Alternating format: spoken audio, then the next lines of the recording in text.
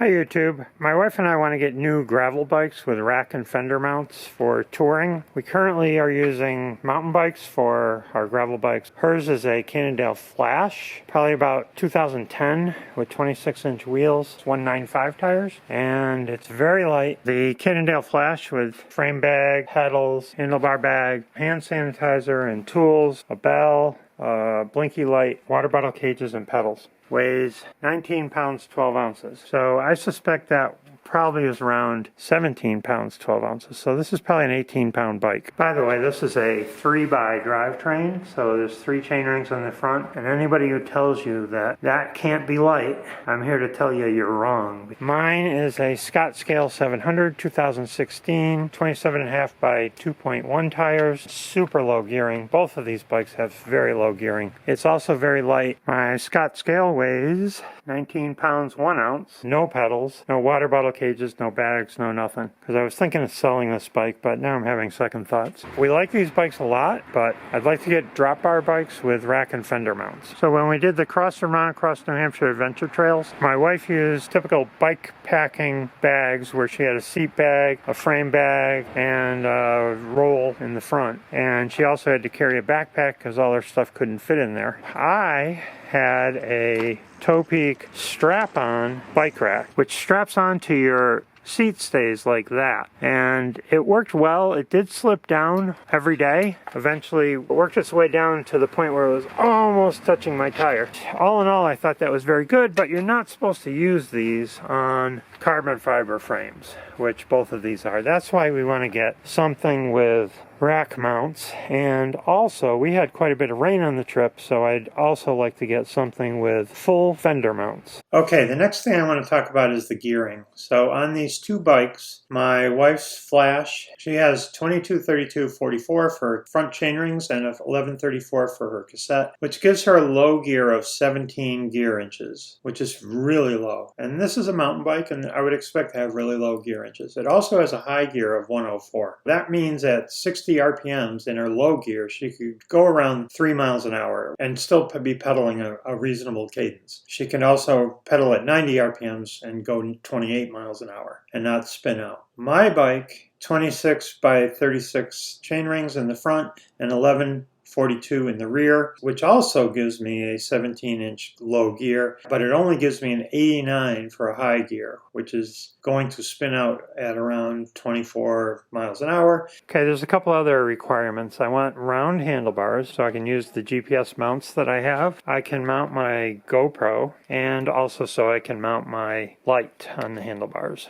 I'd like a normal stem, not an integrated stem, so that I could flip it upside down if I felt too bent over, or get a longer or shorter one. And I also would like a normal C-post clamp so that I could put a quick release on there. My ideal drop bar gravel bike would be less than 20 pounds, have 700 by 45C tires because we ride a lot of rough roads, would have a low gear around 17 because I'm old. We do a lot of very steep climbs, especially on dirt roads and some trails in Vermont. And I also would like to have rack and fender mounts. Is there a bike like that in the universe? I'm having a hard time finding one. Let's look at what I've looked at so far. So I have made up this massive spreadsheet, and I'm going to show you some of the bikes that I've looked at, and one of these I've actually tried out in person, but the rest are pretty much unavailable. I'm going to go through each of the bikes and why none of them are fitting the bill. The first one I looked at was the Specialized Diverge Comp Carbon. It's $4,200, 21 pounds, 38C tires, which is less than what I would like. Comes with 31-34 gearing, which gives you a low gear of 27, which compared to 17 is not that good. I would have to go 5 miles an hour up a hill at 60 RPMs.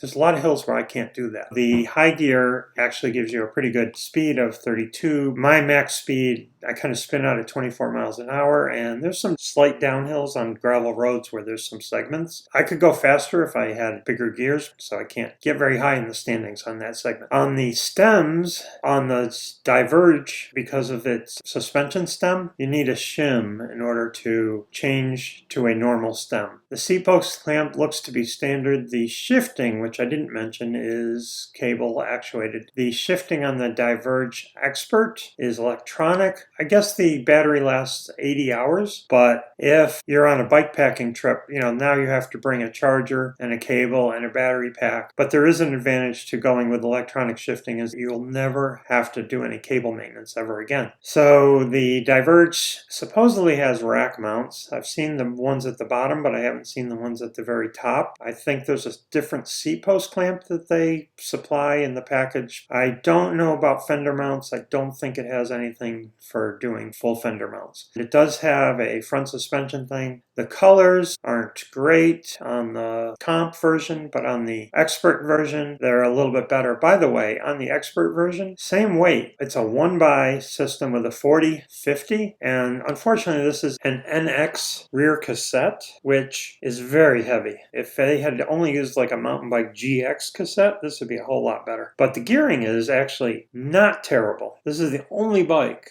that I've come across where the gearing is reasonable, where I think I could handle it without too much trouble. So it's a 22 gear inches for the low gear. You could go 4 miles an hour at 60 RPMs up a hill, not be suffering too bad. The colors on the comp are terrible. The colors on the other one are pretty good for a woman, but not my favorite. So here's the comp. Comes in a black. The other color is sort of a orange. The expert version of this bike comes in sort of a bluish color. The other version is pretty sweet looking. So the next bike, Trek Checkpoint SL5. Our local shop is going to be getting some of them in January, I think he said. That bike has a reasonable price of $3,200. Reasonable weight of 21 pounds. Comes with 40C tires. I think it can take larger. I almost thought the Diverge Expert Carbon did come with 45s, but according to the specs, it comes with 42s. The Checkpoint comes with 40s. The gearing is a 2x system with 30/46, 11/34, which gives you a low gear of 26, which is not very low. It's got a good high-end speed. It does have round handlebars. The stem is standard. It's got kind of a suspended seat post, which doesn't really do much for me, and it messes up your ability to have a standard clamp.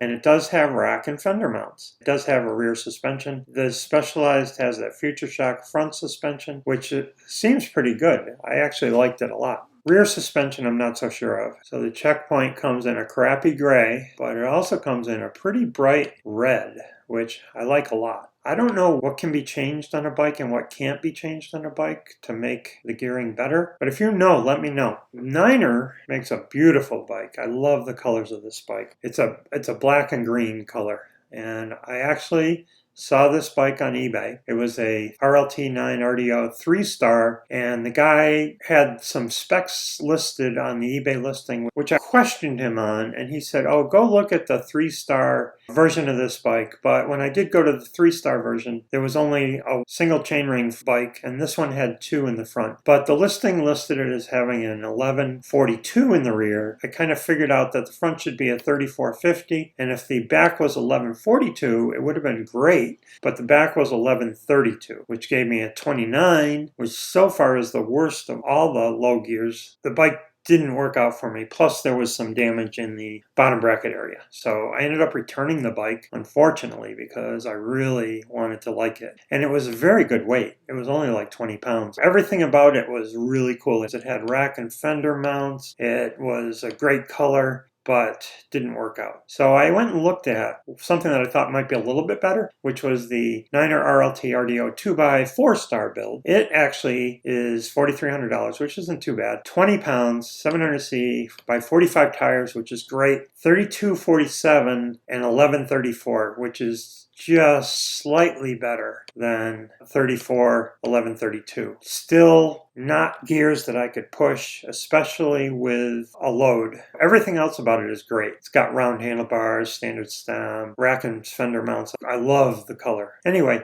my brother-in-law and sister-in-law both have a little bit older Santa Cruz Stigmatas, which both weigh about 19 pounds. My brother-in-law has a 1x, my sister-in-law has a 2x. They both have 700 by 40C tires. gears. The 1x has a 40, 42 for a 26 gear inch low gear. Not great. The 2x is more money, 19 pounds. 31, 34 low gear, which gives you a 27, which still isn't great. The colors that are available now are this gold color, which I don't like at all, and this purple color, which I'm not riding that bike. So Canyon has a bunch of bikes called the Grizzle. Unfortunately, the aluminum ones are the only ones with rack and fender mounts. The carbon fiber ones, which I'm sure are lighter, don't have rack and fender mounts. So I looked at the Grizzle 1x in aluminum, which is this bike. And that'd be a great color for my wife, but let's go look at the specs. So the Grizzle in aluminum weighs 23 pounds. It does come with 45C tires, which is great. It has a 40, 42 for low gear, which is not great. It doesn't have a very high gear. It's kind of average high gear, 27 miles an hour. Everything else is pretty standard. Then there's the Grizzle AL7, which is a 2x. Unfortunately, it only comes in a horrible gray.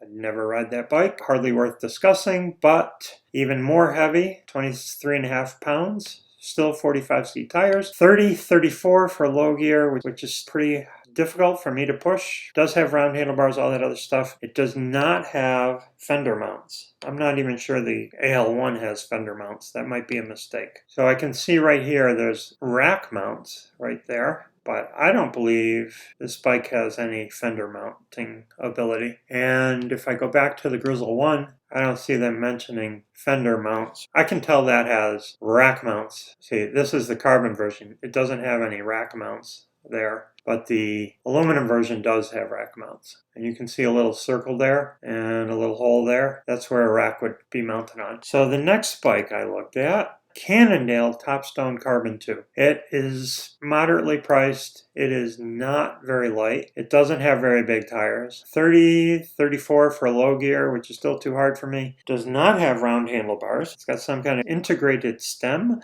and internal seat post clamp, all of which I hate. It doesn't have rack mounts, but it does have a removable fender bridge, probably only for the rear. And then there's the color. Is that the worst color of bike I've seen yet? Brown?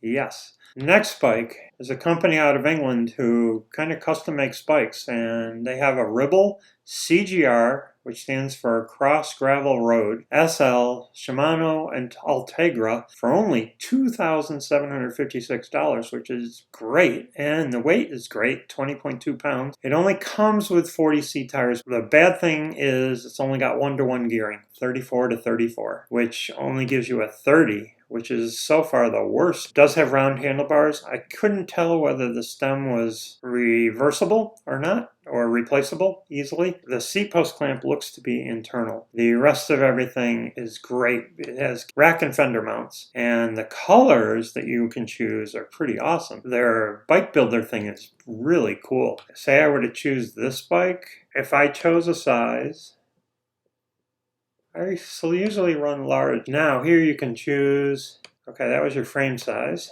You can choose your color. You can get a custom color. And check this out. One of my favorite colors for a bike is British Racing Green. Letters pure white. But look at this. You got a choice of glitter. Glitter. Can you imagine a British Racing Green glitter bike? That would be so cool. And then say customize some more. You could choose the group set, which unfortunately is just this group set. And you've got choices, but they're no better than what I just showed you. 3450, 39, 36, 3450. So I would probably go with 175s. And your cassette is limited to 1132, unfortunately.